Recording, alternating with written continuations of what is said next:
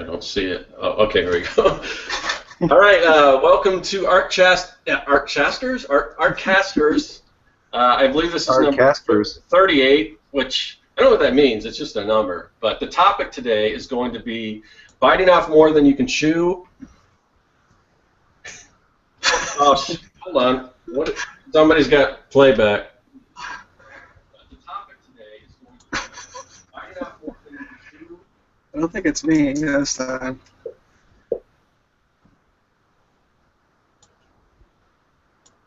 I don't think it's me. I got my headphones on and I'm not hearing it. Do it. It's not me. Okay, are we done? Are we done? Is it off? Let's do it. I don't hear it. Okay. You hear it. This is like the exact way we started the show last week. I think I did the same thing. Oh, I know it is. I know it isn't me. And then I had the YouTube video right. Let's go. I like that Chewbacca picture there. That's a good one. Thanks. I think I painted that exact one. Yeah, I'm not sure what I'm gonna do with it quite yet. You like stick a Are you guys hearing that, or is it something? just me in my headphones? I don't hear anything. Yeah, I hear no feedback. I must have another window open somewhere. Oh. All right, so welcome to Artcasters, everybody. My name is Kevin Cross, and we're here on Scott's channel. Say hi, Scott, to the people, Scott. Hold on. We'll take that as hello, and we're joined here also with Josh Kimball. Hello. How's it going? And, of course, Jeff Lafferty. That's me. Hey, everybody.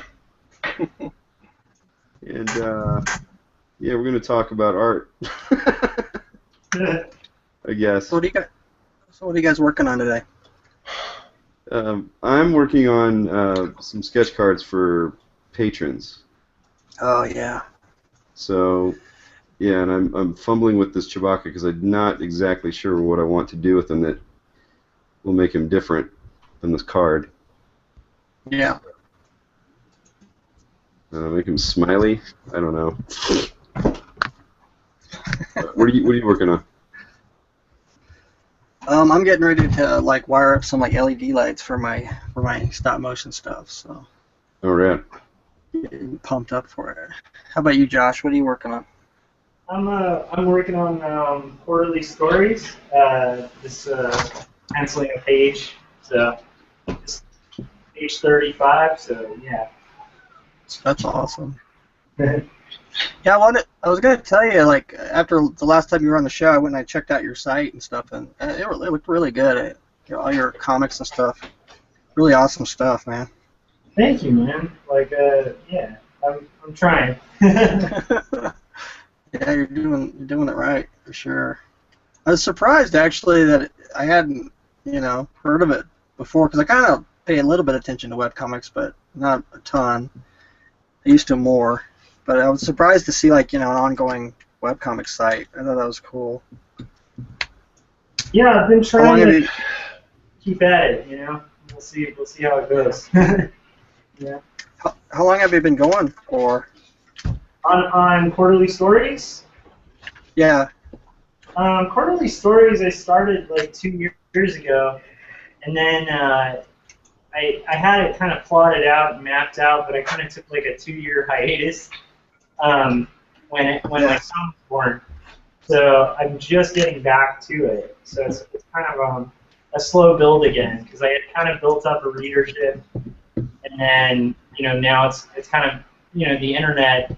Like 2 years is like being gone for that's like being gone for millennia, So yeah. So yeah, I'm just trying to kind of get back at it and get pages posted. And, it's a super fun project, very personal project. That's cool. Okay, hey guys, I got my problem figured out. So I couldn't hear anything. It just kept echoing and echoing. So what happened was I'm looking through all the YouTube videos and they're all muted, so I couldn't figure out why it's doing that. I got my headphones on, and then I guess what happened was they give you 2 links when you start a Hangout. One is like an embedded link, and I think I posted that to my Facebook page, so that's what was playing.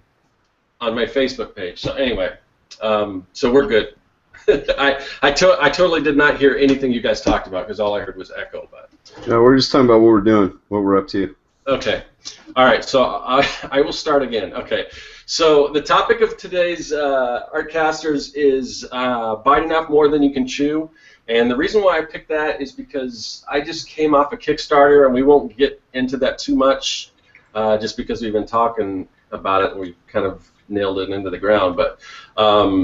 But straight off of that Kickstarter, I'm going into setting up for Phoenix Comic-Con, and and then after that, I've got another convention coming up, and it just seems like everything is kind of culminating, and it's just a huge thing, and I thought I could handle it, and I can, but I'm wondering, but I keep taking on more and more stuff, and I'm just wondering if something eventually is going to have to give, or because I'm not a spring chicken anymore, but it just seems like I keep working myself into the ground, and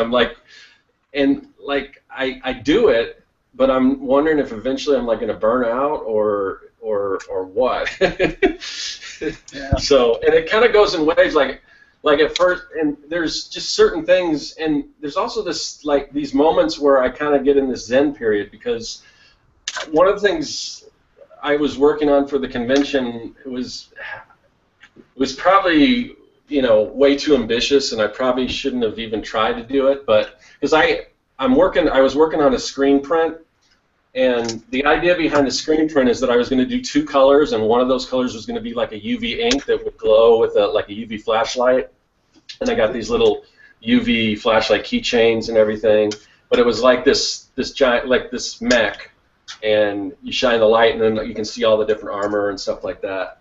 And I hadn't really I screen printed some bags and stuff, like messenger bags that I'm selling, but it wasn't anything near this detailed, and it just was not coming out. So, I mean, at that point, I just usually I would just get real frustrated, but I kind of said to myself, no, this isn't going to happen, and just kind of not try to make it happen, and just kind of put it away and work on something, because I was hoping that would be the main feature, new thing that I was kind of unveil at the convention, and it just was not happening. And I know in retrospect that there was just way too much to it, and it just was not enough time. So, and I don't know, moving forward, I wish I could realize this stuff before I start it, because it would have saved me a lot of time, because it's something eventually I still want to do, but that was not the right time. So. But I don't know, what about you guys? I mean, everyone's because right now I'm juggling my day job plus my own business and everything like that, and it's just a lot of work. And I think we've talked about this a little bit before, but I don't know. Well, for one, Josh wasn't on and everything, but I don't know. How do you guys handle all this stuff when you're trying to juggle all these different tasks and things like that?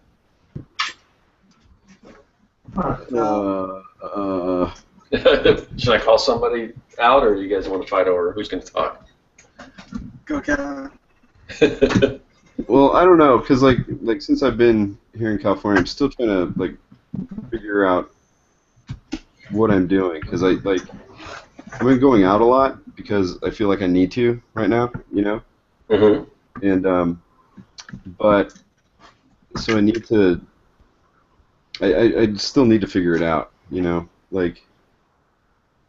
was a different story in Portland, because I was used to my schedule and everything, and I mean, how my last year went and everything, so it was yeah, trying to figure stuff out. It was more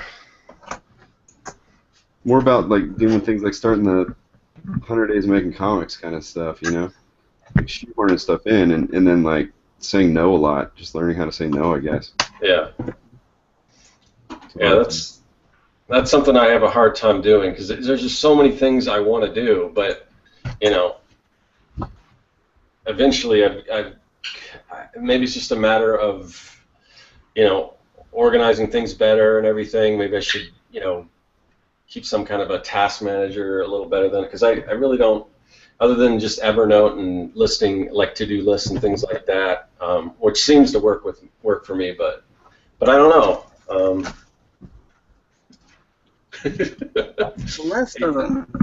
Listing things, I think that actually does help. Like, Yeah. if I write all my stuff down, then that helps. But is that what you're talking about, just getting organized, or is it just being like to the point you got too much? Because then you just got to start saying no, I think. Yeah, no, not necessarily that, because I think we've talked about that, but just more like I said, if I knew going in advance, like I knew when I set that Kickstarter up, because there was just a small window to do it, and definitely I don't regret it because it was successful and everything, and you know,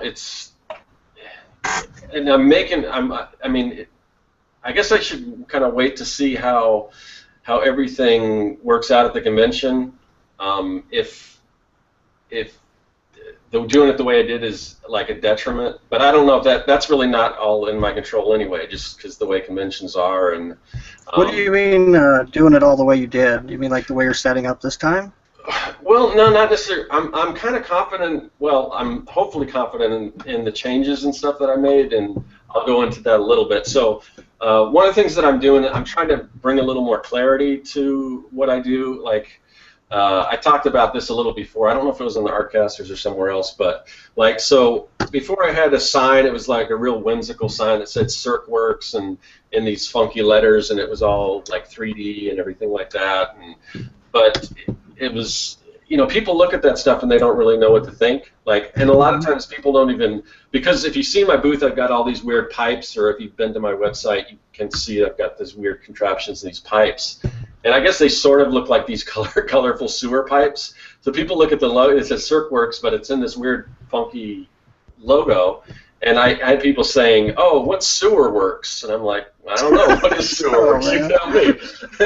So this time it's, you know, it's kind of hard for me because I really like the way it looked. It's real fun and everything, but I changed it around just for clarity's sake, and now it's just a basic. It's still kind of a cool font, but it's just these white letters on black that says Serkworks Art Lab, you know, Mad Science Supply Company, and so I'm going to see how that works. And I've totally, even like the original sketches, I'm not bringing anything fan art or inspired by fan art, which that's kind of an uphill battle if you've ever been to a convention, is trying to make money without any kind of fan art at all. So, but I don't know. I just want to test it out and see what happens. But more, you know, just the amount of things that I've done. Like the other thing is I want to try to make the booth a little more interactive.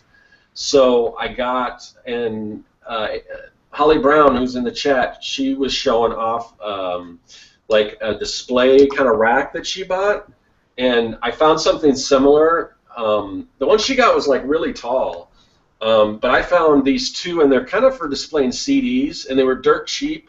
Like I got two of them for like $50, and I think they're so cheap because no one sells CDs anymore. But like you can use them for anything.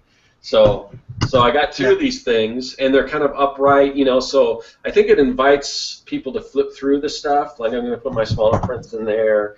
And then I bought a little spinner rack, not for comics, but like the postcard size spinner rack that sits on it'll sit on the counter and everything, and people can spin it and see my little small prints and everything.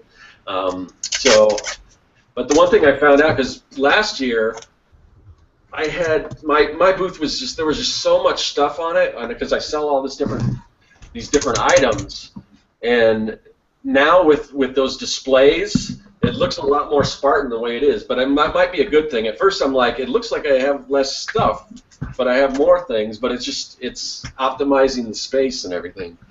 So I don't know, I'll be busy next week, so I won't be on Artcasters, but the following week I'll have to come back and kind of tell you what worked and what didn't, but I'm hoping it works out.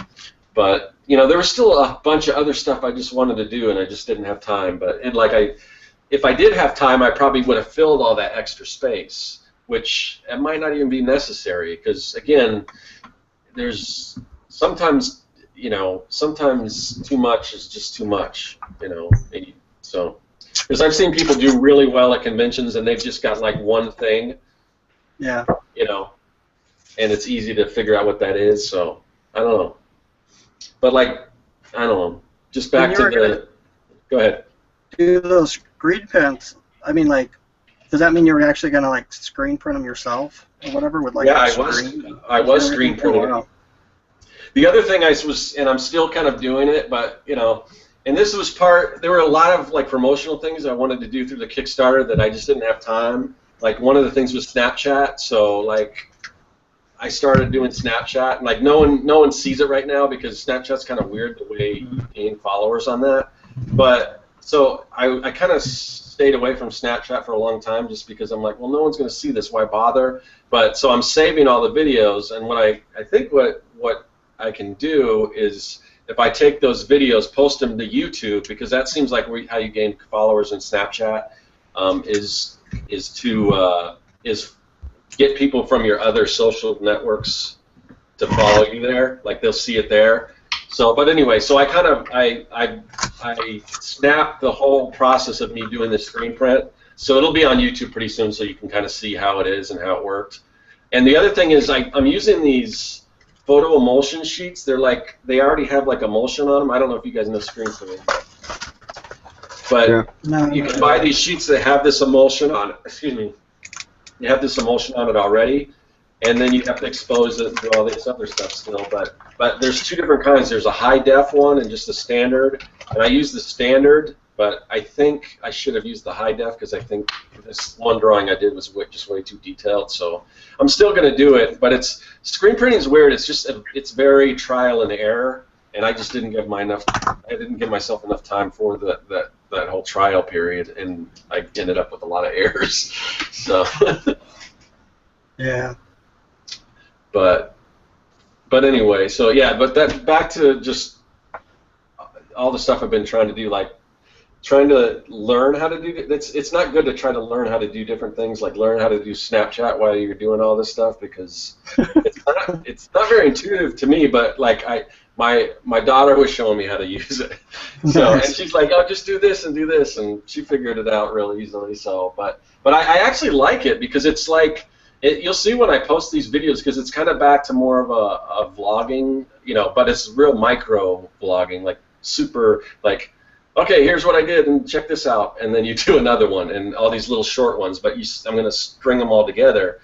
But it's kind of cool because a lot of times when you're doing like a vlog, you don't know exactly what to say, but when you only have so many, I don't even know how many seconds it is, but it's not much. To say something, you kind of get right to the point. So, but I don't know. I kind of like it. We'll see how far I go with that.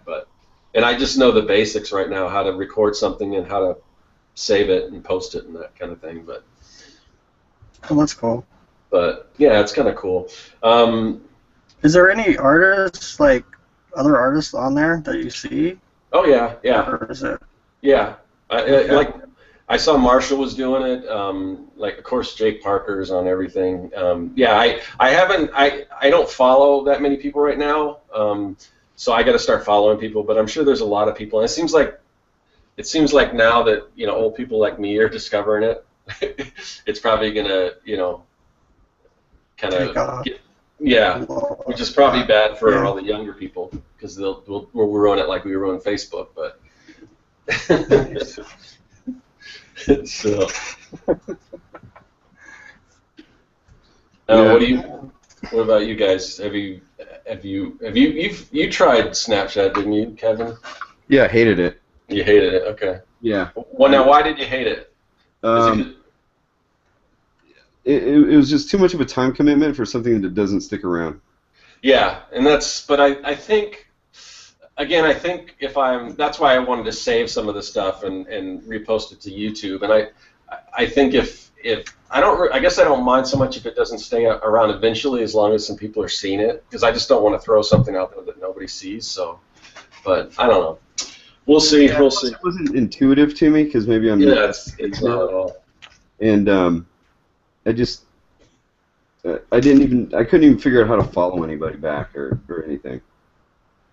It was just kind of annoying. Yeah. I don't know. Yeah. I don't think it's for me. I tried. I mean, there was that one show that we did, and I was like, yeah, I'm gonna try to do what the kids are doing, and then I was like, yeah, I don't want to be here anymore. Yeah. Well, no, I mean, I haven't tried Snapchat, but it's like there's been other ones where I've went to, and I'm just like, where is everybody? I don't even understand where the hell the website's at, you know? Yeah, And, it's like I tried Periscope, and like nobody was there. I tried it like in the beginning, so yeah. if we tried it again, it would be different. But So what about what I see? I've seen a lot of people. I don't know if Jay's still in the chat. Jay Ferguson was in the chat, and he was doing the Facebook streaming, and I saw Marshall was doing it, and some other people. Just all of a sudden, I started seeing a lot of artists doing that, and I really was going to do that. I was going to do a sketch to try to promote the Kickstarter, and like again, back to what we're talking about, I just did not have time to do it. So, but. I don't know. There definitely is an audience on Facebook. So, have you guys tried streaming on Facebook? no, I don't know, man. I kind of think that Facebook is dead a little bit, actually.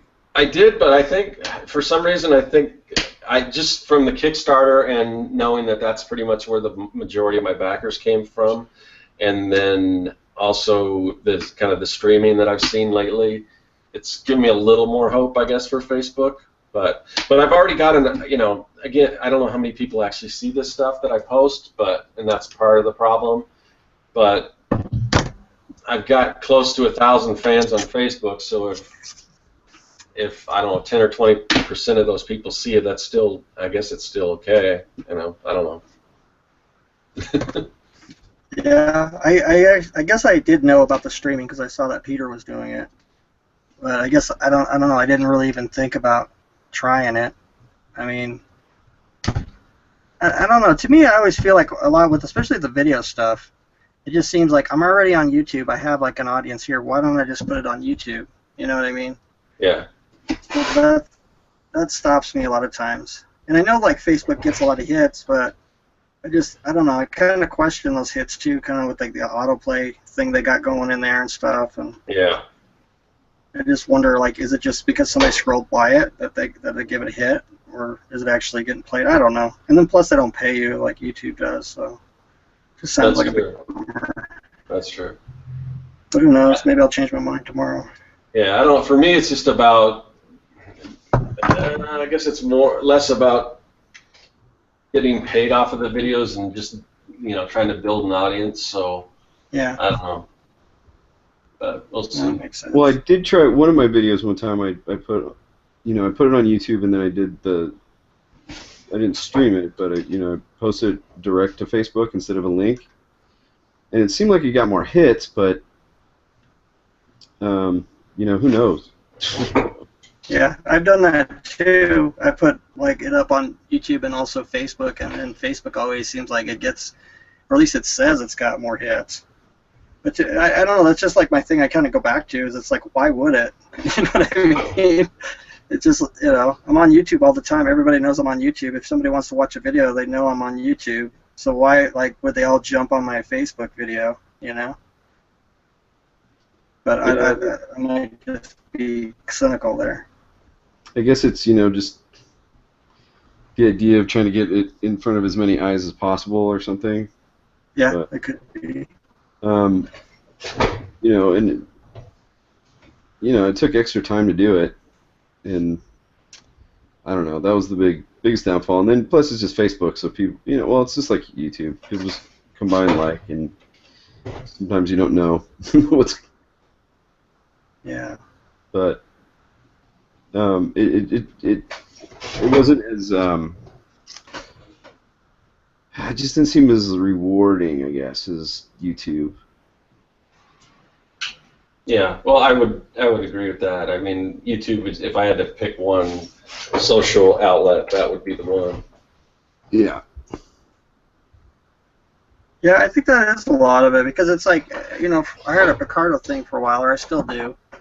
But it just, it's just like going over there just is no fun. It seems like nobody's over there. You know what I mean? Yeah. And I think that's kind of like Facebook a little bit. I feel like if I want to go talk to somebody on video, it's like everybody knows I'm on YouTube, so just go there. But I know that's not being very adventurous, though. You know.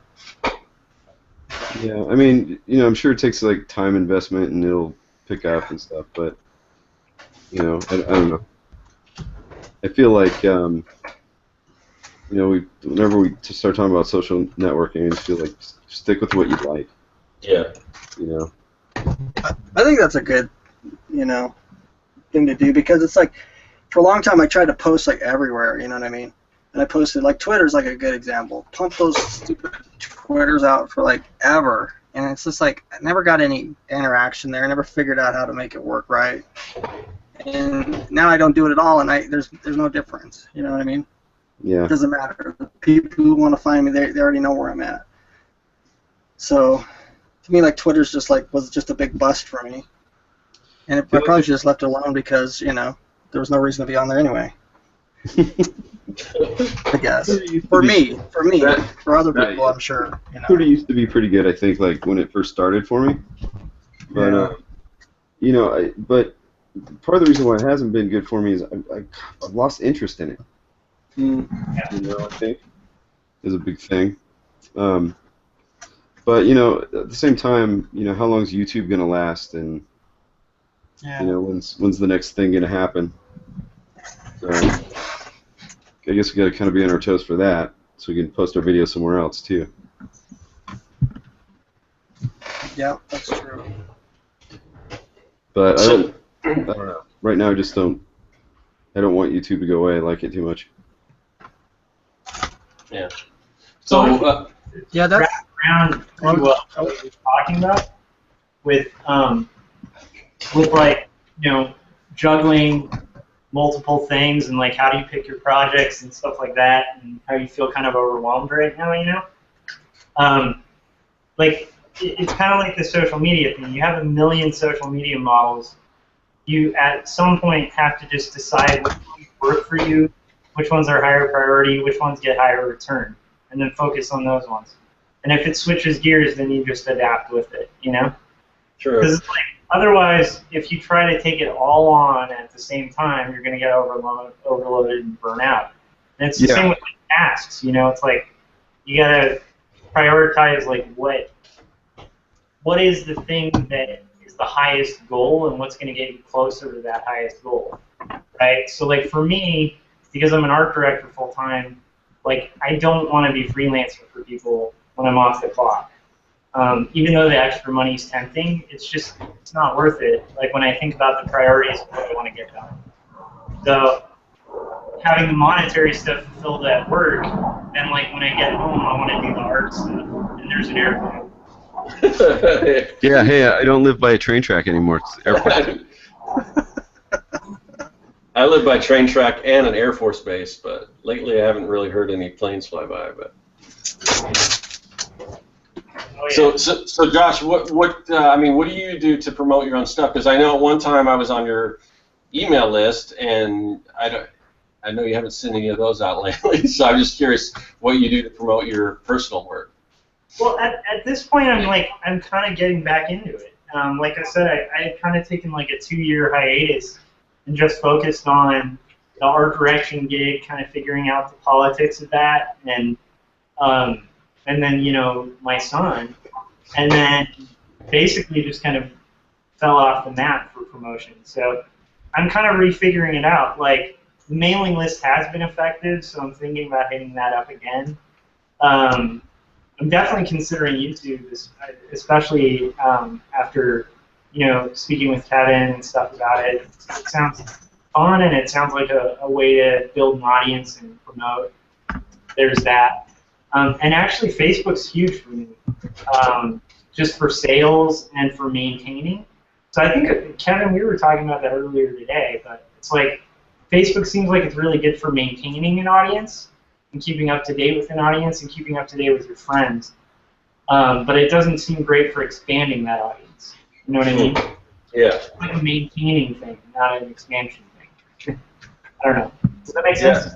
Yeah. Like lately, the weird thing is, lately I've been like friending and requests and like, because people send me friend requests on like my personal thing, and I usually before I didn't really follow up on that, but just I'm wondering on a personal page, people see it more.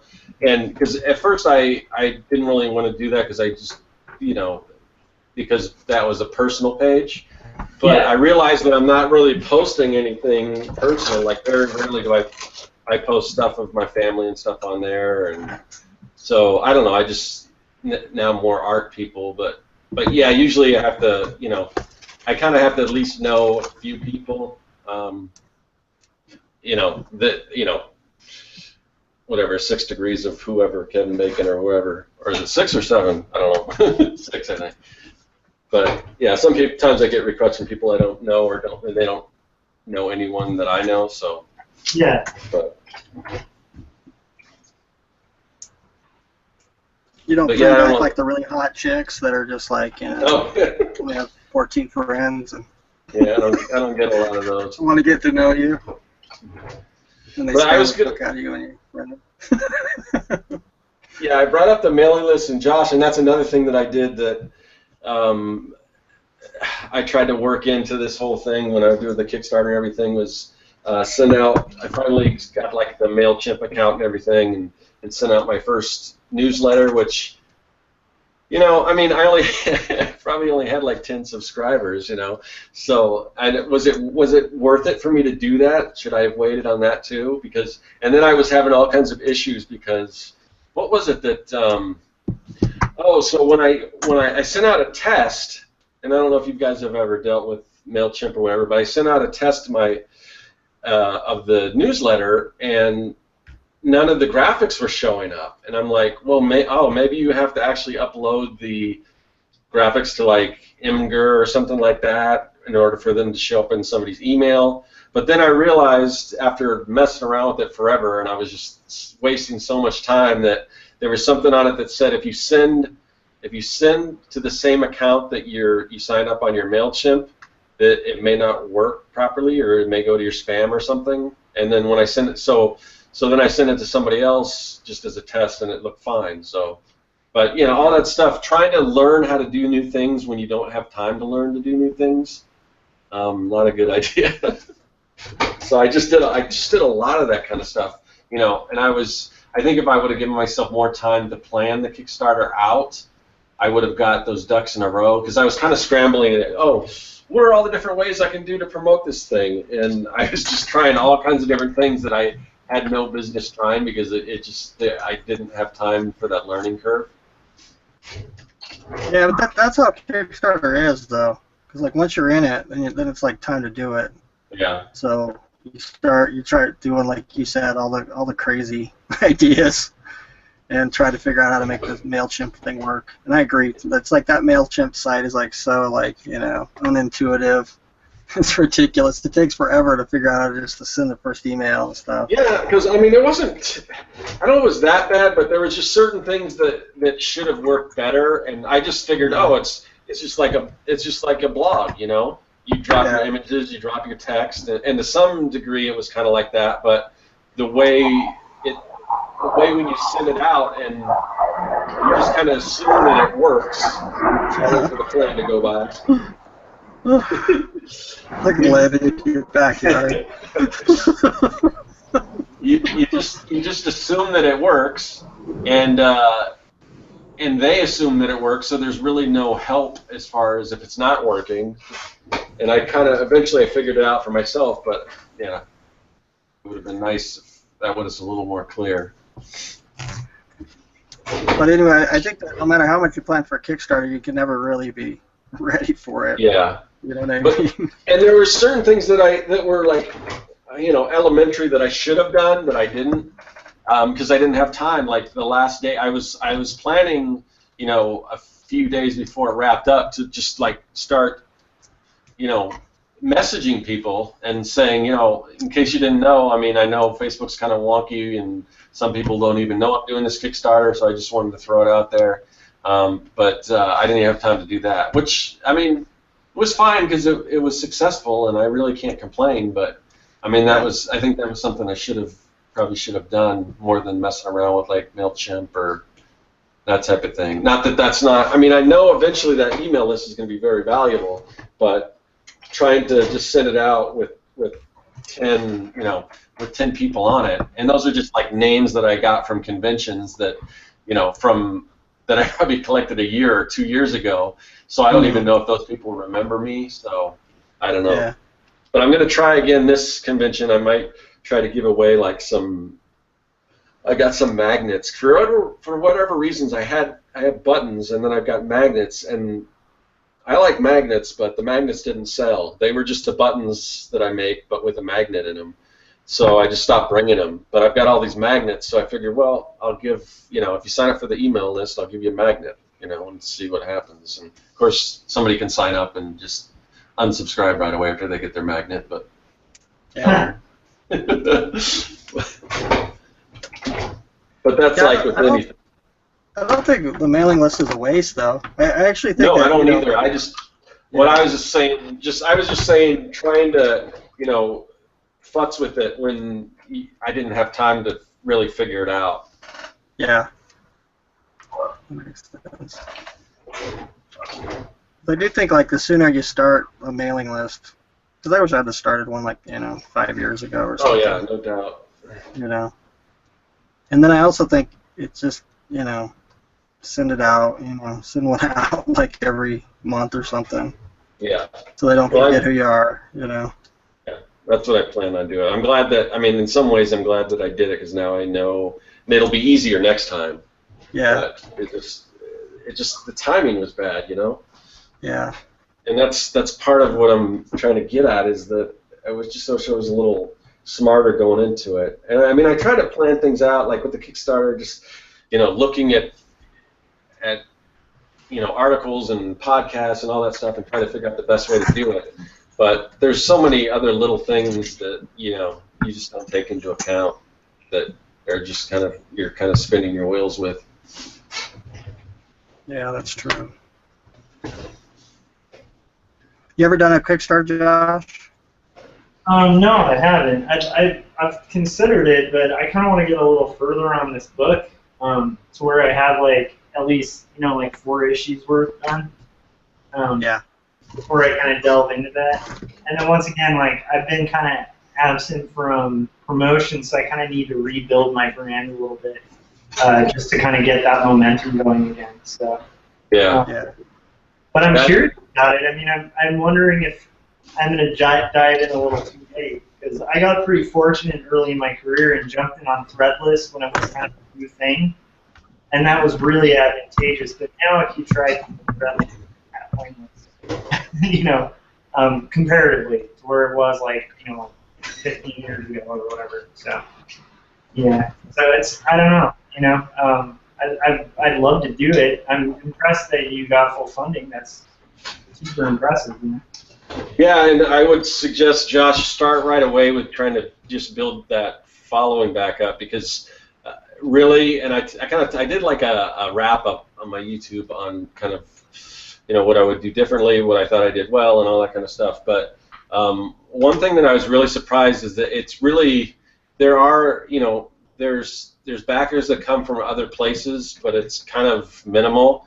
The majority of the backers are just going to be like your core fans or your core tribe, and that's really I wouldn't even count on anything beyond that. You'll get other stuff, but I just did a lot of efforts that I thought were going to really work, and they weren't this huge multiplier. They worked. I'm sure some of it worked. But I would do, I was doing podcasts and I was getting people on blogs and interviews and all that kind of stuff, and even just talking about it on the Artcasters every single week. If you guys have been watching the Artcasters for the past month, mentioning it on the Artcasters, but that afterwards there wasn't a bunch of people that signed up for the Kickstarter. There were a couple, and maybe people don't sign up right away, but you would think if you hear this thing, oh, he's promoting this thing, either that day or the next day, they'll go, oh, I got to go, check that out. Yeah. But it's so, in doing that with the Artcasters and a lot of people that listen, whether they're Kevin's fans or Jeff's fans or whatever, I know the people that I interact with, they backed it. But beyond that, even as an endorsement, like Jeff could say, "Oh, Scott's stuff's great" and all that. But I think you have to have that. You have to make that connection personally. It's not so much. I mean, again, you know, in some regards, yes, that you might get a small amount of backers from that. But by and large, I mean, you have to make that connection yourself, not just to recommend from somebody that you know, that might have a larger following or whatever that just endorses your work. Yeah, that makes perfect sense. So yeah, I mean, that's the key to it is, you know. Yeah, I agree. It's like start it, you know, it's like your core audience, and just bringing it in from the outside is like really hard, especially while it's going. It's just not enough time for people to get to know you, I think. Oh, agreed. Yeah. Yeah. I mean, I think especially because, you know, it's, you know, if this were like a new technology to build like a human arm or something, really lost their arm, then maybe it could be like somebody nobody's heard of. But, you know, it's a comic on Kickstarter, and I mean, that's a dime a dozen, so you really do have to have that connection. Yeah, that makes perfect sense. Yeah, I mean, there were I got backers that just kind of found it, you know, and some people that, although the coolest one I think was, so this guy, and I got this email from somebody who found like a piece of, like a fan art thing I did, like a long time ago. I was doing a lot of like fan art and posting it on Tumblr and stuff, and it was these superhero odd jobs. So it was just weird stuff like the Punisher taking a job as like a dog walker, so you see the Punisher walking all these dogs, or like Spider-Man as exterminator, just stupid little sketches like that. And I did this one that was Aquaman as a pool boy, and you know, he had the net and everything, and there was a pool behind him. So a guy with the pool company contacted me and asked, you know, if he could use this image. And at first I was like, I don't know, what image? What are you talking about? Because he didn't describe what it was, and I had no idea, because this was like years ago that I did this thing. And then he asked if he could send a thing to it, and so he sent me this like, I don't know, it's like a repost. You know how people find like stuff on artists, like you'll find those things like, oh, what if Disney princesses were in outer space? Or you'll see all these weird things that some artists came up with. But somebody, I guess, grabbed hold of this idea of this superhero odd jobs, and then they did a whole blog post on it. And it was in Spanish, so, and I don't know from when it was, you know, if it was from a long time ago or whatever. But yeah, it was just the whole article, and I could see, you know, I don't speak or read Spanish, but I could see my name there and everything, and obviously they were talking about it. So any promotion's good promotion, but yeah. So anyway, so he wanted to know if he could use this, and I'm like, well, I contacted him back. I'm like, well, I mean, usually if I let people use images, there's some sort of a licensing fee or something involved. But I don't own Aquaman. And it was very, I mean, it was black and white, so you couldn't see the color scheme. And if you know what Aquaman looks like, his suit is very basic. I mean, other than he had an A on his belt, and the guy's company started with an A, so that was kind of it.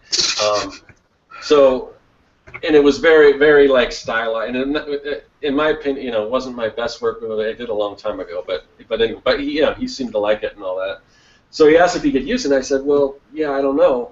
And then, just as a result of that, he checked out my Kickstarter and he backed it. I'm like, and after that, I was like, oh, cool, here, because I didn't even know if I still had the artwork. So after that, I went back on a disc and I found it, and I gave it to him, and I just kind of took out the A, and I said, I think you can get away with this if you want.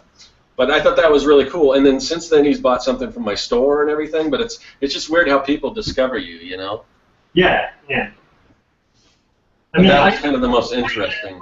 That reminds me of this weird story where I did this design of like, it's like Kermit the Frog, and it's called like Puppet Checkup. And I remember that one. I remember the T-shirt. Yeah. And so that thing went like viral, and every once in a while, it's like probably once every 4 months, I'll get an email from like radiology clinics. Oh yeah. That are like, they want to use it for promoting their clinic, because they're like X-ray technicians or something. It's the weirdest thing how, like, to me, I didn't realize there were so many radiologists, that like go online and look at stuff because like I said, it happens like almost every 4 months. Like I'll get some weird email like, I know this is weird, but I work at a radiology clinic. And I almost feel like responding by saying like, you know, it's really not that weird actually. I would have thought that was weird 3 years ago too. But yeah, it is weird how that stuff. I don't know. It's weird how that happens. You know? Yeah, those niche markets, and that's kind of what I'm going after. I just got to find out how to like tap into that. But I've got a similar one. I did a print, and then I've got a kind of a logo design that I use, and it's one of my more popular ones. But it says Rocket Surgery Institute, and I've had more than one, but less than I guess half a dozen people just contacted me that are actual rocket scientists. Wanted to know, like the last person contacted me because they wanted to use it on their as part of their wedding invitation because the gal was she was a rocket scientist, and the guy she was getting married to was not a brain surgeon but a surgeon. So this Rocket Surgery Institute, they wanted to brand it, put it on all their wedding stuff. So I just worked out a deal with them and licensed it to them and everything, and that was kind of cool.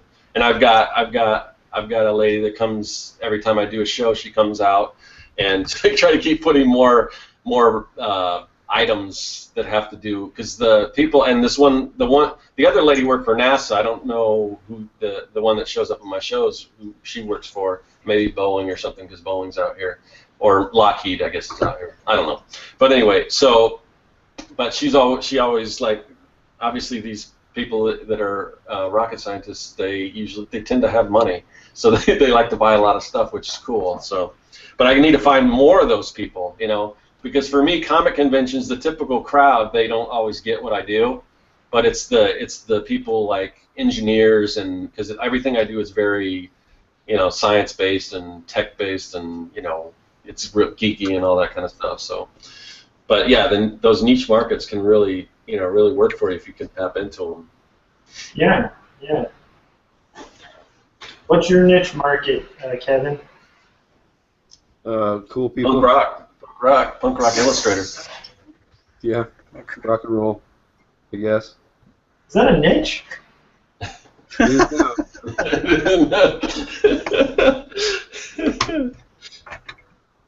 Are you guys doing rock and roll? No. It's a niche. Yeah, I don't know. Rock and roll. That's the only niche I got. Yeah. It's the only one you need. Yeah. Rock and roll monkeys, that 60s hippie mod thing. Not hippie. What were they called before that? Were they just called mods or whatever? Yeah. Yeah, I mods. thought there was like another one. What was like Dobie Gillis or something? Oh, was he like a Beatniks. mod? He was a Beatnik. Beatnik. Is that in like? Well, he wasn't Beatnik, but Maynard G. Krebs was, and now everyone under, even older than us, is probably dropped off because that's even before my time. Right. For anyone that doesn't know, Maynard G. Krebs was the same. Well, then I'm going to pull out the Gilligan's Island reference, but they might not know Gilligan's Island either. So Everybody's got to know Gilligan's Island, even young people. you would think so, yeah. Yeah, I wouldn't trust somebody who doesn't know Gilligan's Island. No. So what do you think your niche is, Josh? Autobio? I don't know if that's a niche. I think it's autobio, mental illness. I don't know. I think autobio is actually a niche. Like, I think of like Chester Brown and Joe Matt, those guys. Yeah, it's a small niche. Yeah. Very niche-y niche. It's too bad that you weren't doing that stuff like in the comic shops back when they were doing it, because it was actually kind of having a heyday, when Chester Brown and all those guys and Seth was doing like, I don't know, Yummy Fur and all those comics. Yeah. I I was into that.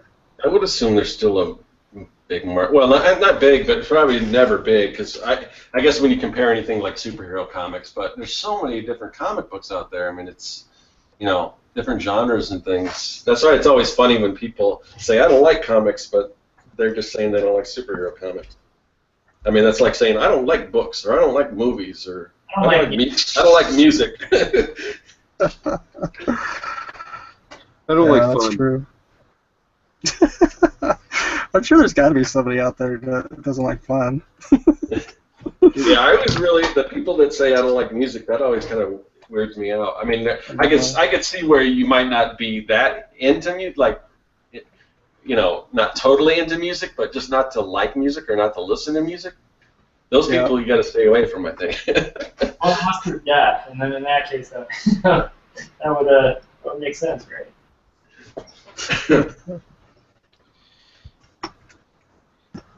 I was going to kind of go through the chat. It looked like it kind of dropped off. It was going. The Miguelis reference killed it. Or what was that second this one is you put in there? Yeah, somebody was asking the reason why I quit Broken Bulb, the game studio I worked at. Yeah, I mean, that's kind of personal, but it's like if anyone's ever worked for like an animation company or a game company, there's like a lot of turnover just because layoffs and things like that. So, but yeah, it was for the best. So I'll just say that. Well, what was the personal part of it? Well, just I mean, I don't know. One if of you those should like ask I somebody. quit, you're fired. I quit. Well, just asking what was the exact reason you left the company. I mean, I don't know. That's not Come in like excessively late. It wasn't anything. I'll just say it wasn't anything. It was just there was cutbacks. Get along with your coworkers. No, that was actually one of the coolest jobs I had. So, and I'll kind of give a spoiler. I don't know if these people are still in there for Misfits, but I might be doing. I've been talking to the company, and I might be doing some freelance stuff for them. So we'll see. Yeah. And then this talking about me taking on more than I can handle. So I don't know. Let's just leave it at don't drink too much at the Christmas party. That's about. Yeah. Yeah. The company that destroyed my life. Yeah. They came back offering me more work. Oh, I'm sure. Yeah. And yeah, that was an easy no. So Yeah. don't burn yourself out or sacrifice yourself for that stuff. You have a job already. Yeah. Yeah, I heard it was a few weeks ago that Disney laid off a bunch of people. They got rid of their whole Infinity thing. But that's just the way. That's just the way it is, man. That's why I would recommend, if you got I've got a good day job now, but it's not like I'm not totally relying on that. I'm still trying to make my own way and do my own thing, just in case that goes away, because you never know. And it seems very stable, and the company's growing, and they love what I do, but you can never count on that stuff. It doesn't, whether you work for Disney or you work for, you would think, oh, that's a great job and everything, but I mean, but like if you're gonna start thinking now and taking freelance work now while you still have it, you're just gonna burn yourself out in the long run, I think. Yeah, well, the freelance stuff, that's a little, I'm finding a way to streamline it so it doesn't take, because if I did it the way I used to, there'd be no way, but we're trying to figure out some way to kind of streamline the process and everything, so we'll see. It's kind of an experiment, and if I can't do it, then I can't do it. All right, So. well, have fun. Yeah. But what was I going to say? Something in regards to Disney or now I can't remember. It was very poignant, but I can't remember what it was now. It was damn good. It's going to be the best thing I've ever said. Or maybe I'm just kidding myself. I don't know.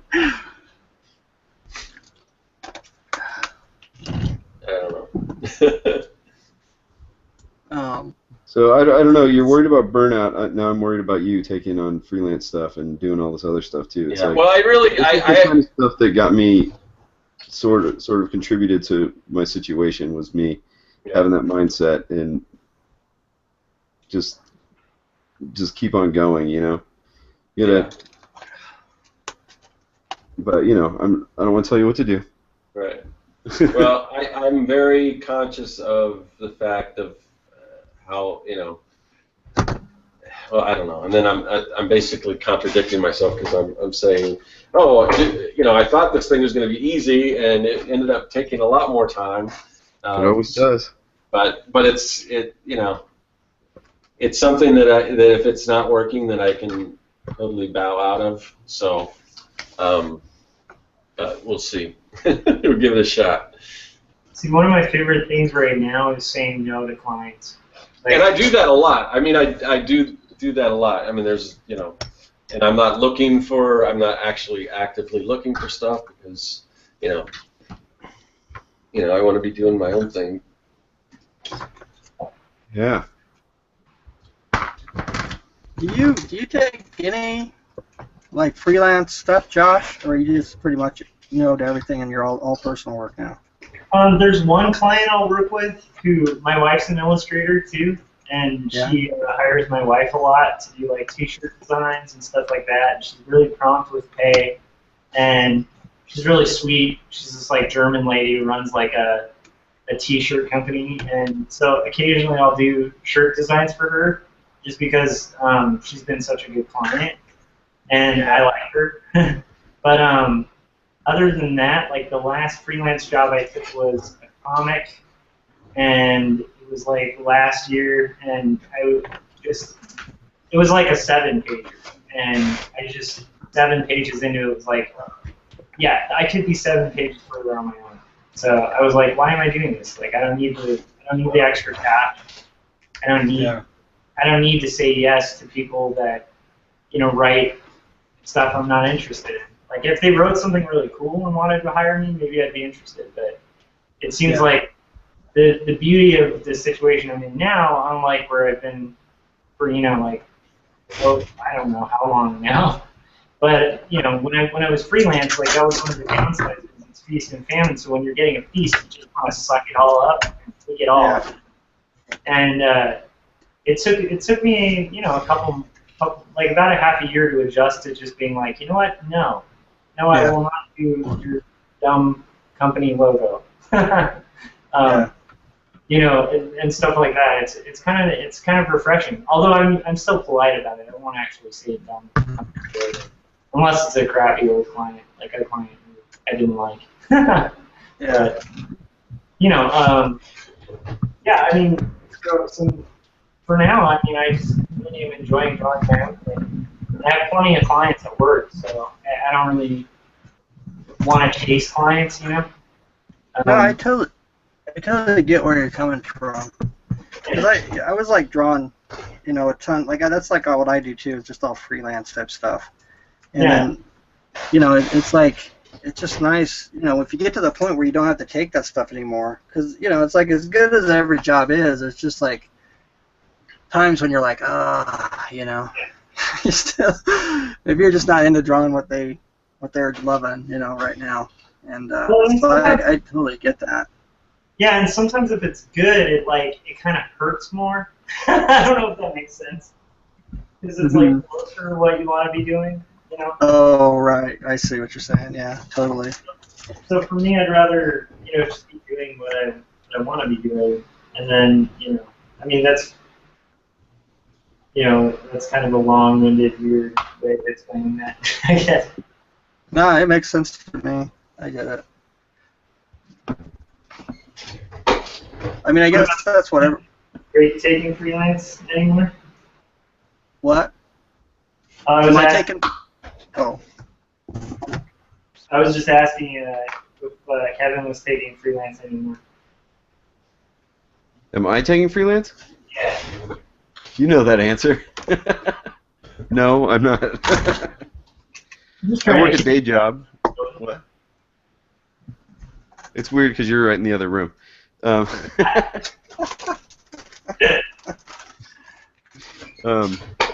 I don't plan on taking any freelance. I don't, at least not now. At least not now while I'm doing this graphic design job. Just,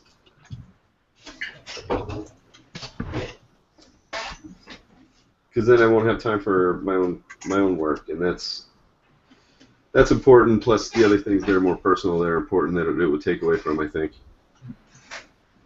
Yeah.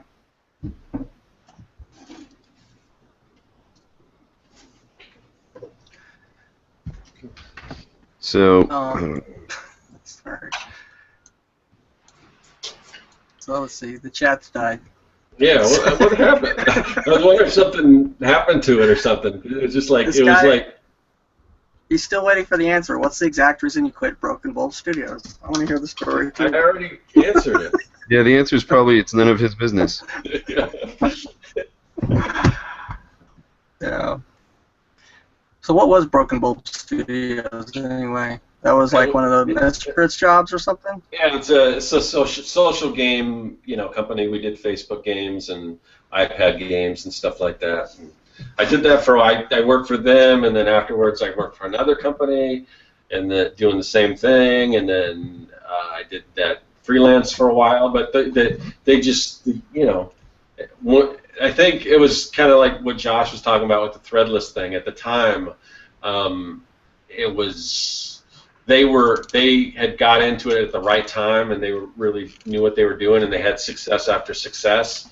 But then, I think the market kind of got flooded with just all these games. Like I don't really keep up on that anymore. But at the time, I remember like that Zanga was like a huge thing. But I don't even know if they're like that big anymore. I don't know. But it's just like, you're only as good as your last game, and I think they had all these successes, and then some of them were fun. I mean, I even contributed to some of the concept, and maybe that's why I liked it. So maybe I'm a little prejudiced, but I kind of came up with this one game, and what I liked about it was different. It was unlike anything really else that was out there, but unfortunately, I think people just want what they're familiar with, just kind of like comic conventions. They want, They want fan art and stuff like that, so it's kind of hard to sell somebody on a new idea. So you never know. I mean, yeah. What was, actually, I wouldn't mind hearing the Threadless story, because I didn't know anything about that. You had some success over there, or what? Yeah, I mean, I got into doing them initially. This was when I was working for like an education company, and then on my free time, I was working on comics, and then when I got sick of working on comics, I'd just do designs. And then I was a fan of these T-shirts by this startup company called Threadless, and so I went on their site, and they had this whole design competition, and if you won, you got $2,000 or $3,000, and there were reprint payments and stuff. And for me, I like the shirts a lot, so I just took the challenge so that I could see if I could actually get one of my things made as a shirt.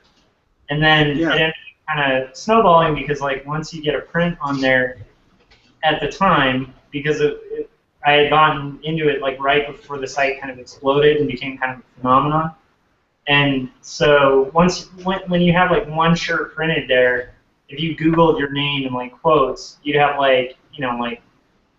300 to 600,000 results.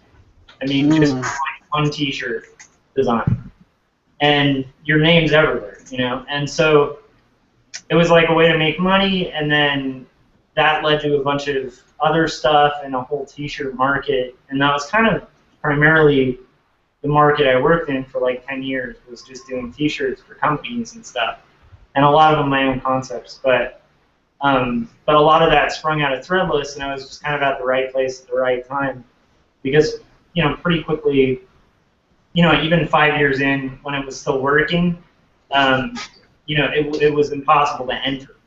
I don't know if that makes sense. Yeah. Yeah, I actually tried to get into Threadless, and by the time I was into it, it was there was just so many people submitting things, and you really already had to kind of build up that fan base on it, because otherwise it's just because it didn't really matter how great I mean, the stuff that usually got picked was good, because I've got most of the shirts in my closet are all Threadless shirts, but it was, if you didn't have that fan base, it's hard to get voted up, Yeah. It just kind of gets lost. But after Threadless kind of became big. Then some of these shirt of the day companies came along, like T-Fury and stuff. Yeah. And I could have, and I kind of got a foothold in there, and I got really frustrated, so I just backed off. And I probably shouldn't. Sometimes I wonder if I shouldn't have, because I've got shirts that I designed that they didn't either pick or whatever, that I put on like Redbubble, and I always get like passive income from those shirts. Like people buy them with minimal promotion. People just stumble upon it through keywords or whatever. And I know if I had more of those different shirts up there, that would be more money. But I don't know. Like the thing with T-Fury was the reason why I kind of gave up on Threadless, because T-Fury was chosen by an art director. And I figured I have a better chance of that because they could look at the shirt and you don't have to build a fan base. It's just whether your shirt was good.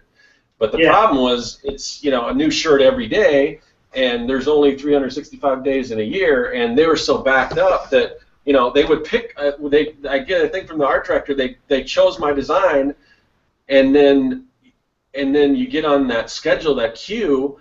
And then I had the one that I did was, and this still sells, so I don't really know their thinking, but I had one that was like, it was kind of like an old kind of vintage ad. It was Admiral Akbar, and it said Admiral Akbar brand, traps, mouse traps or whatever, and just the way it was designed and everything, it's a trap and all that kind of thing. And so they chose that one, and then, and the other thing was, I originally designed it sort of as a poster, and they said, we like it, but it doesn't really, it looks more like a poster than a t-shirt. So I made a bunch of changes to it and everything. And so then they go, fine, yeah, we're gonna put it on our schedule, and it just kept getting pushed back and pushed back. And finally they just said, you know what, this is, it's kind of, we think this kind of meme has kind of run its course, which I don't really believe it because people are still kind of buying it, from me. And on Redbubble and stuff. So then they just, and I didn't realize they would do that after they've already gave it the okay, but then they dropped it. And then I had another one that they picked, and this is another one that I still sell prints and stuff at conventions. It was How to Kill Monsters, and it was just a big, just all these different classic monsters and all the different ways that you can kill them, whether it's Dracula or Frankenstein or King Kong or Jaws or the Terminator or whatever. It's all these different movie monsters and the different ways you kill them. And it was the same thing with that one. It was another one of those things. Well, yeah, it looks a little too much like a poster. Can you make these changes? So then I made all these changes, and then I forgot what the reason was. But then they decided not to print that one either. But then later on, they rolled out posters, and then for a while they had it a poster. So after I already changed it around to make it a T-shirt, then they decided they were going to make it a poster, and it sold pretty well for a while. But it wasn't really the thing that sucked with that was when they first rolled out the posters, they only had it as an add-on. So you had to buy a shirt, and then you could add it on later, as you're checking out. And I think if you could just, and eventually they changed it so you could just buy it, and it kind of kicked up a little bit. But they might not even be on there anymore because I haven't got any checks from T-Fury in a while. But yeah, I mean, but if I would have, I got just so frustrated with them that I just stopped submitting things.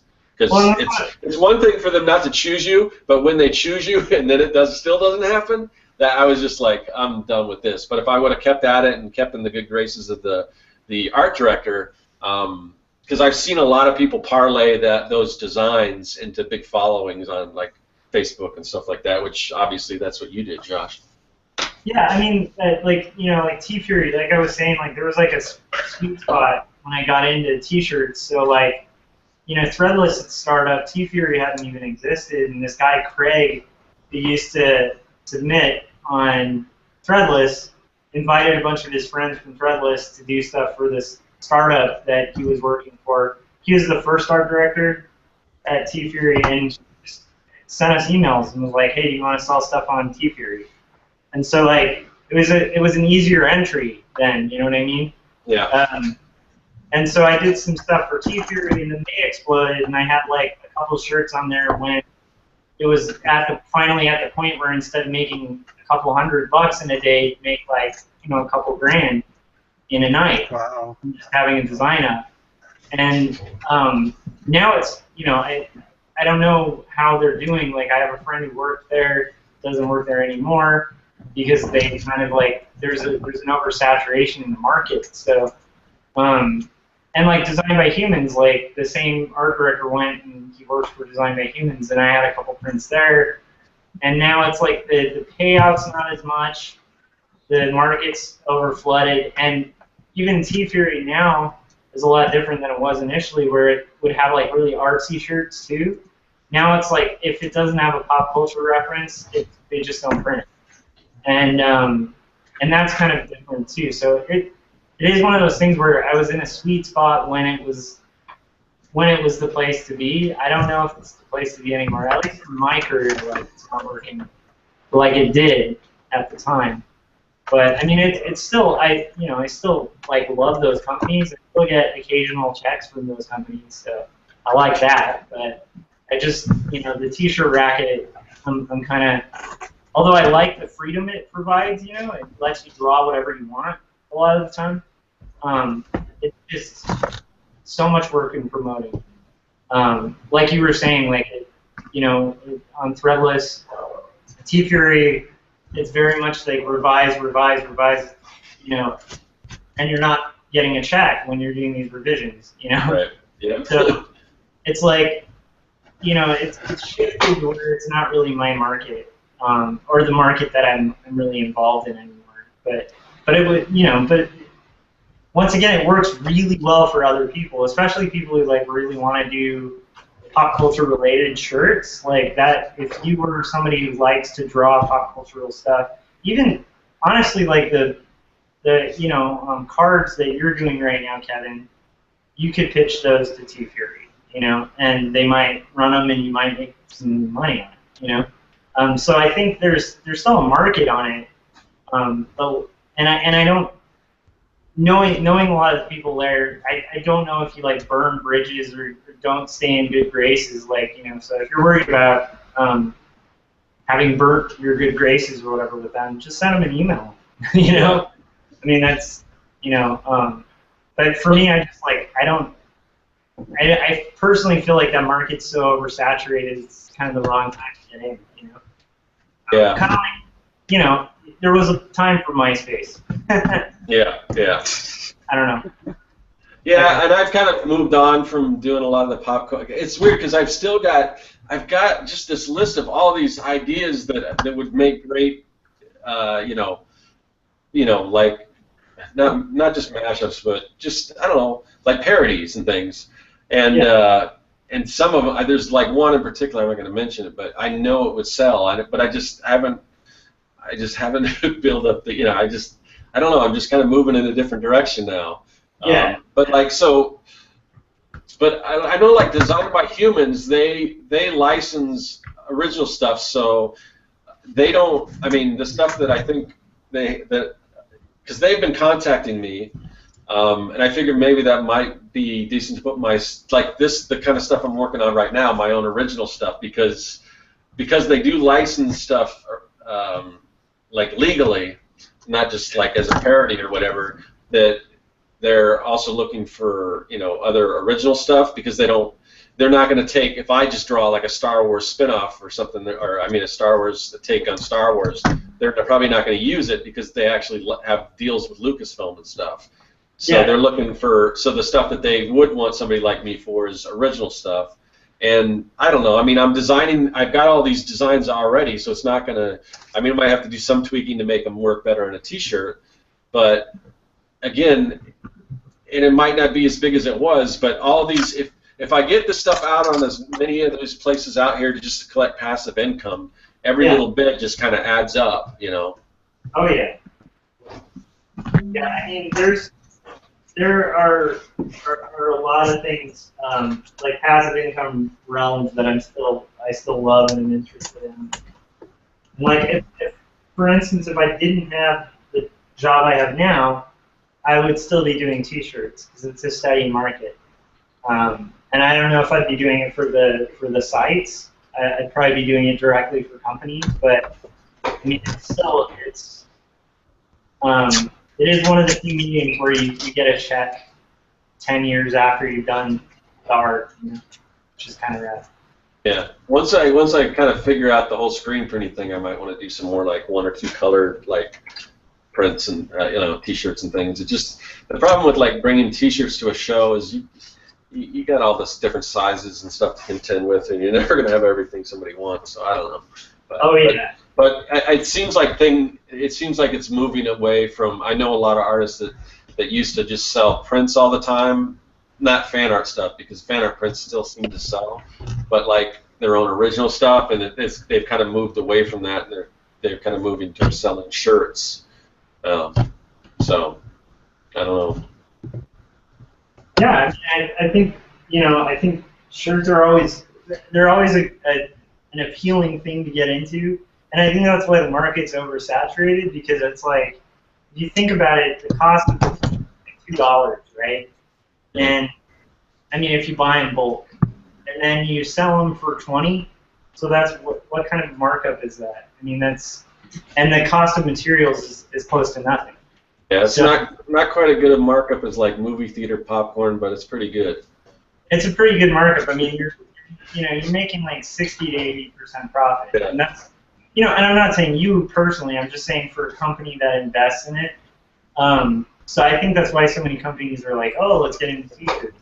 Like it's low entry in cost and high yield, and that's great. Low entry, high yield stuff's good for conventions, right? Oh, definitely, yeah. But at the same time, it's like, what? Yeah, I mean, like screen printing your own shirts is a pain in the butt. Like I've done screen printing, and I did gig posters very briefly, and like I would have them screen printed for me because I know how to do it, but it's very labor intensive. Yeah.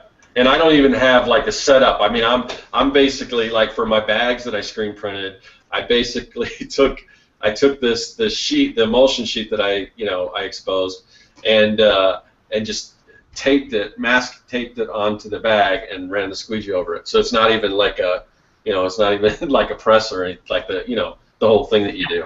It didn't even have a what do you call it, the frame around it or anything. Yeah. That's hard work. Yeah. But I got a pretty good markup on them, so. Yeah, if you're at a convention, you should support people who make that hard work and do their own polls. It's very impressive. Yeah. Yeah, it's always looked like a ton of work. That's why I've never had much interest in giving it a shot, I think. Yeah, I mean, I wouldn't. I mean, how much did you get into like gig posters? Maybe not even designing. I mean, not even printing them, but just the designing. Because, man, I'm just fascinated lately, especially with gig posters, just because it's like that's the only place right now where you can see actually good, like, well, not necessarily, maybe not gig posters. Are gig posters the same as like movie posters? Is that just for bands? Because like the Mondo movie posters, those are like the best movie posters out right now. The ones that are in the theaters suck. Yeah. Well, like I think a lot of the guys who do Mondo stuff did do gig posters, or do actually do gig posters, but because Mondo, I think they contacted people who were doing like event posters, Yeah. But I mean, yeah, it's a cool industry. It's a hustle, I think it's like anything else. You have to really, you have to really want it. You have to really target your market, and you have to really like screen print your stuff beautifully, or get it printed beautifully, and then probably find like a financier and have somebody fund you at first. So that's kind of the hard bit that I kind of dipped into, but I realized. Like this kind of does dovetail into your initial point, right? Because it's like I sort of did delve into a lot of things, and I find I'm a lot personally happier and more creatively productive when I'm focused on a few as opposed to like a bunch, Yeah. Because like gig posters is its own thing. So if that's your thing, like you have to really pursue that thing, and for me, it's like I'm already trying to pursue comics. I'm already, doing design. I don't know if I'd want to take on But I love event posters, like beautifully screen printed posters. Yeah, it's not something that I would go after, but you never know. Like if I just do the posters that I'm doing now, that I sell at shows. If somebody happened to see that and say, "Oh, I wonder what his take on this movie might look like," then I would love that opportunity. But it's not something that I'm going to try to break into that market.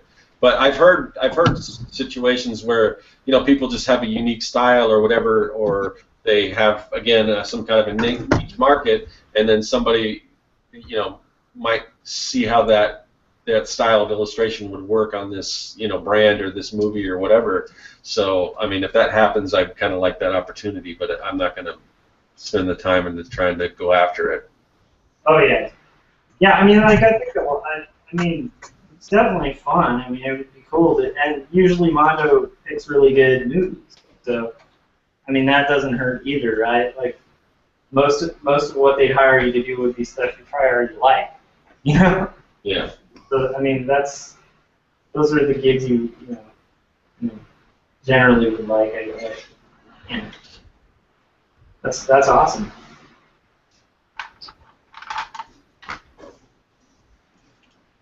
All right. Well, the chat is still where it was before. This is a weird one.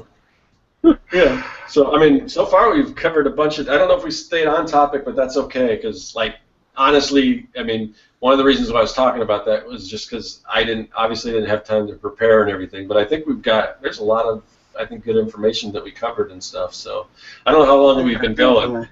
How long have we been going? H.C. Brown says dead chat. So she just rejuvenated by saying that. But I think we've been on for like an hour and 15 minutes or something like that. So is there anything else you guys want to touch on? Anything? What's going on in your worlds, guys? Anything interesting? Since we're just kind of shooting at the hip. Is it shooting at the hip or from the hip? I guess. Yeah. I've been shooting some animation finally, which is kind of cool. I've got like 2 scenes shot. Awesome. Are we going to see any of that? I'm going to put it out in one shot. I don't want to put it out early. Okay. Right. Yeah, within like a week or 2 probably. It's going to be up on YouTube, so that'll be kind of neat. Like getting to see the stuff actually move around and stuff is kind of cool to finally see that, some life and like what you've been doing for like ever, Yeah, I mean, that's gotta be cool because I mean, stop motion is there's so much time involved and all these little incremental things you do in order to make the whole thing.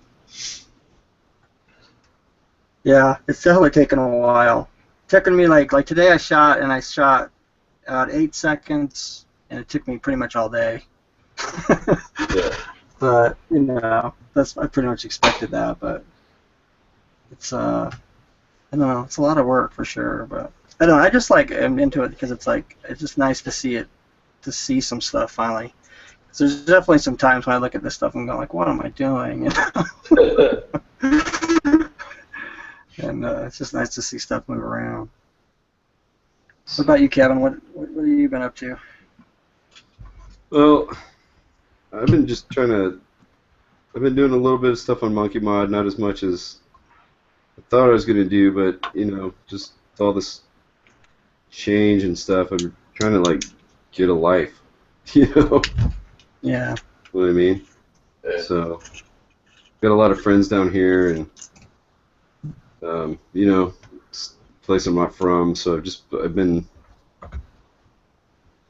just kind of getting into it, trying to get into being somewhere new and figure out what to do, I think I just had an epiphany after you said that. I mean, I think that's kind of what I need. I think I need to take a little, just a little break, even if it's just for a week, like after these couple conventions, and maybe just take a breather, and then go back and, by that time, hopefully I'll probably have the Kickstarter money, and then I can start fulfilling that. But maybe before that, take like a week and just wind down because maybe I need to recharge. Yeah. Because it's weird, because you know, in my day job, I took today off and the rest of the week for the convention, and you know, on Tuesday people were like, "Oh, have a good vacation." And I'm like, "Well, I'm just gonna be working." I mean, I'm not gonna be on a beach or anything like that. So maybe I do need to take like a just you know, take a breather and like go hang out with friends and get back into the real world. Yeah, con is definitely not like time off. Yeah. So No. I kind of agree. Maybe after the con, you know, have another vacation, because I find cons like so stressful. Yeah.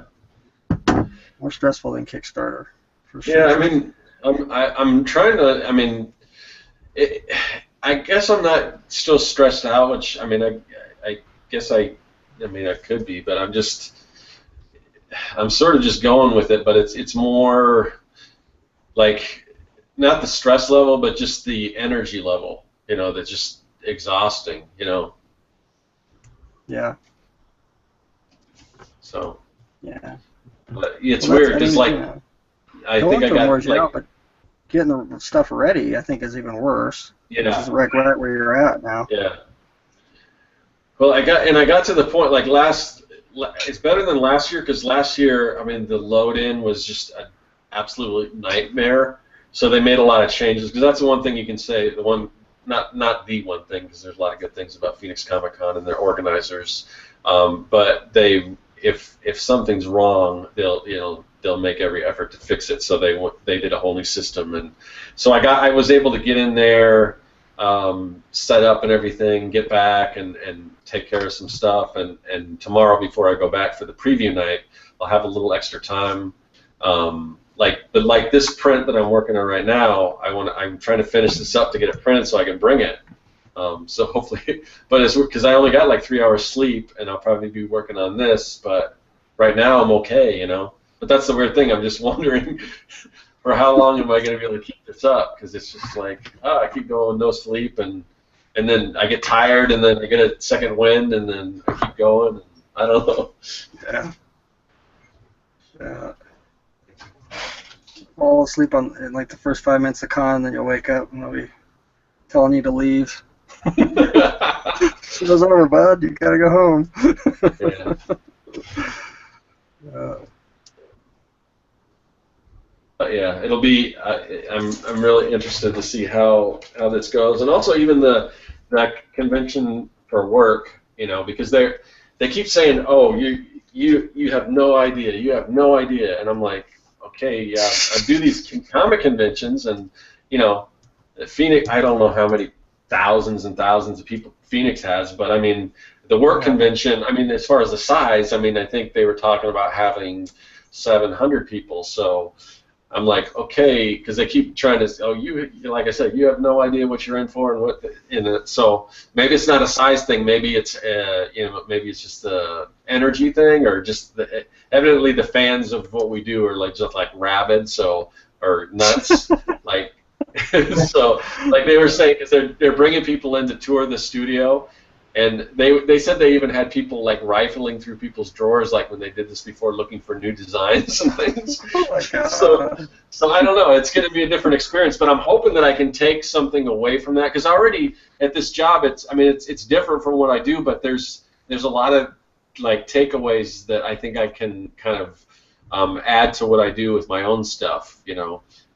So I'm curious to see how different this other convention is, and it'll be when I come back and then we do another Artcasters or something, I'll kind of have to fill you in, and I'll definitely do like a recap on my YouTube channel and stuff like that too. So, but I'm interested to see how all this stuff plays out.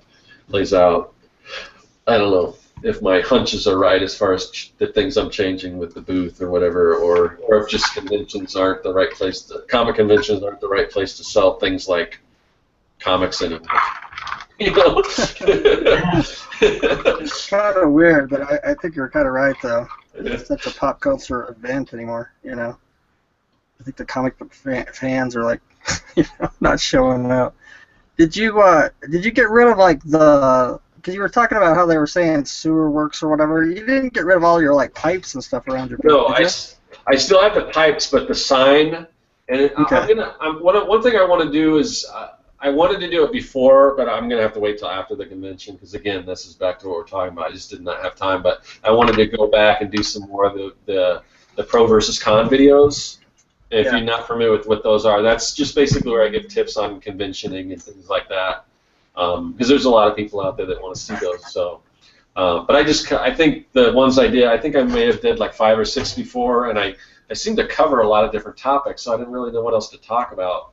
But I'm just going to talk about some of these changes and stuff I made. But yeah, the sign before the sign was similar to the pipes as far as real bright and like kind of 3D letters and really funky type. But it just said Serkworks, and that doesn't mean anything to anyone. But Serkworks Art Lab, I talked about this before, but people know what art is and they know what a lab is. And when you say Mad Science Supply, I think they can get it. So hopefully people get it more this time, which may have been kind of my issue before, because they might look at my stuff and I sell a decent amount of stuff there, but I don't know if they really get what it is without the few people that stop and I kind of explain it. And that's hard to do, is explain something to every single person that walks by. So I'm hoping this time it's more clear. Clarity is the main thing I'm going after. Yeah. That makes sense. It's like you said, everybody's selling fan art, so nobody, like the original idea is like the oddball. It's like, what the hell? Yeah.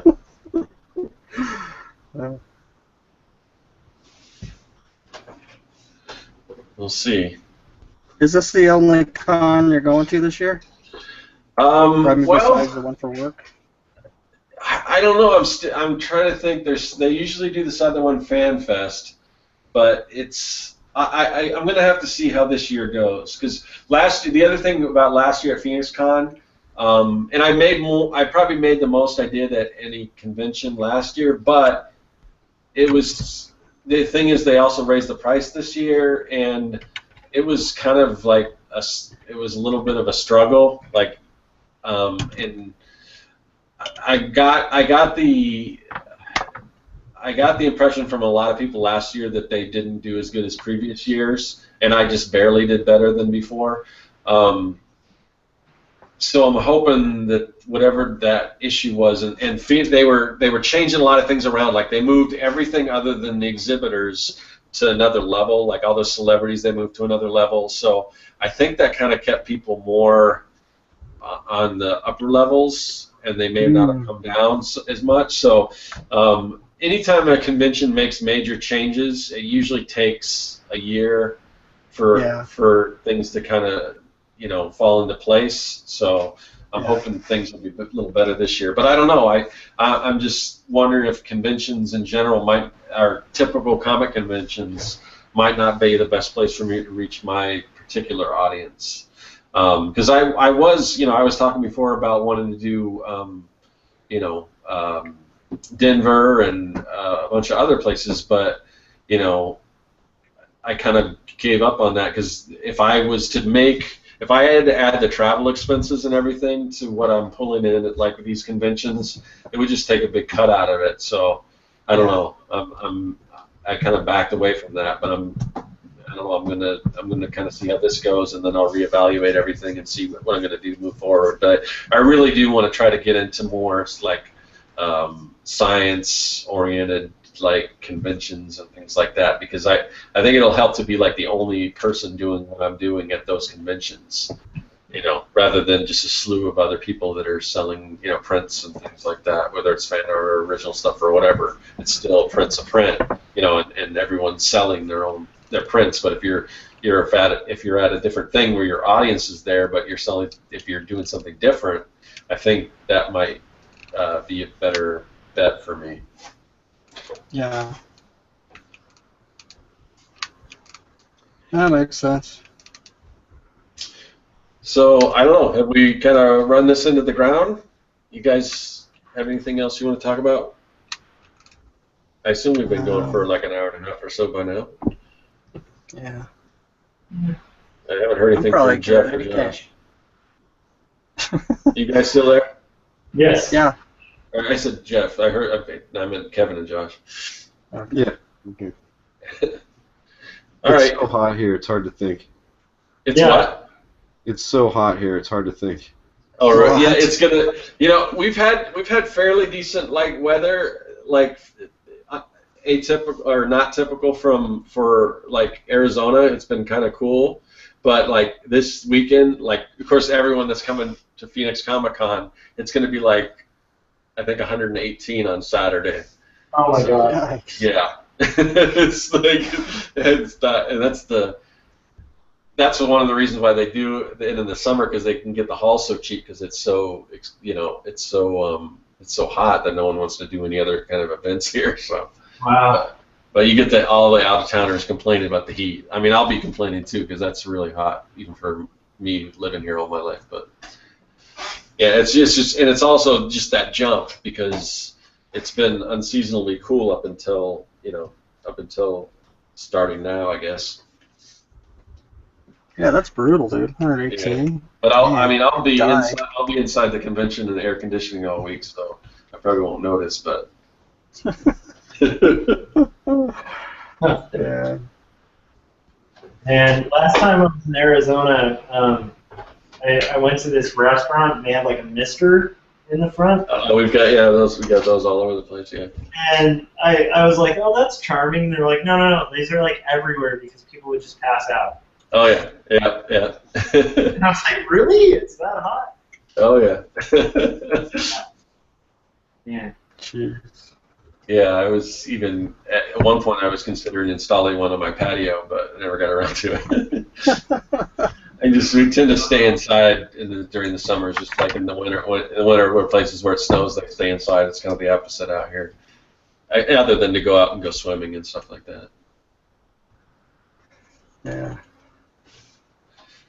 All right, so Kevin, where can they find you? YouTube.com/KevinCrossArt is my YouTube channel, and all the links to everywhere you can find me online is in the description below almost every single video. Okay, Josh, what about you? Right now, just quarterlystories.com and my illustration work at joshuakemble.com. Okay, I always say Jeff for last because he does the email thing. So you're on my channel, so hopefully you know who I am. Scott at Serkworks. You can find me at Serkworks. I will be at Phoenix Comic Con. My booth number is 585. If you happen to be in the area, stop by and say hi. I've got a bunch of cool stuff that I'll be rolling out, and hopefully I've been kind of lacking. That's the other thing with the topic. I've been lacking as far as getting stuff out there in social media, but I'm hoping to start posting some stuff so you can see some of the stuff I've been working on and that I'm bringing to the convention. But yeah, come and see me at Phoenix Comic Con. And Jeff. JeffLafferty.net's my website. Also, join or sign up for the mailing list. The link's down below, and it's just a notification every week of when the show starts, and it's just good because I just send you a link because the show rotates between my channel, Kevin's channel, and also Scott's channel, which you guys are on. It's just an easy way to keep up with it, so it's a good thing to subscribe, and that's it. All right, we'll see you guys next. Actually, Jeff and Kevin, we'll see you next week, and maybe we'll have somebody fill in for me, but I won't be here next week, so these other guys will see you later. Bye.